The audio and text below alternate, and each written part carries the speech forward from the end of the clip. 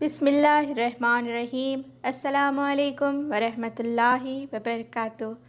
حضرت ابو سعید خدری رضی اللہ تعالی عنہ بیان کرتے ہیں، رسول اللہ صلی اللہ علیہ وآلہ وسلم عید الاضحیٰ یا عید الفطر کے موقع پر عیدگاہ کی طرف تشریف لائے تو آپ خواتین کے پاس سے گزرے تو فرمایا، خواتین کی جماعت صدقہ کرو کیونکہ میں نے جہنم میں تمہاری اکثریت دیکھی ہے۔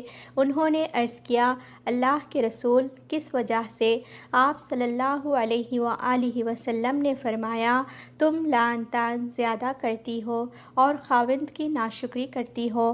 میں نے تم سے زیادہ کسی کو دین اور عقل میں نقص رکھنے کے باوجود پختہ رائے مرد کی عقل کو لے جانے والا نہیں پایا۔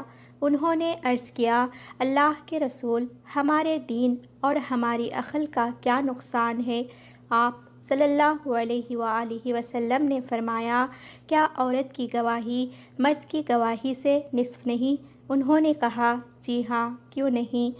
آپ صلی اللہ علیہ وآلہ وسلم نے فرمایا، یہ اس کی عقل کا نقص ہے۔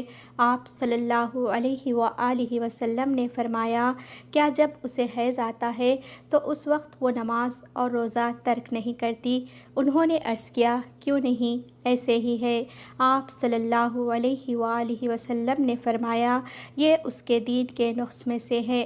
اللہ ہم سب کو ایسے گناہوں سے بچائے، آمین۔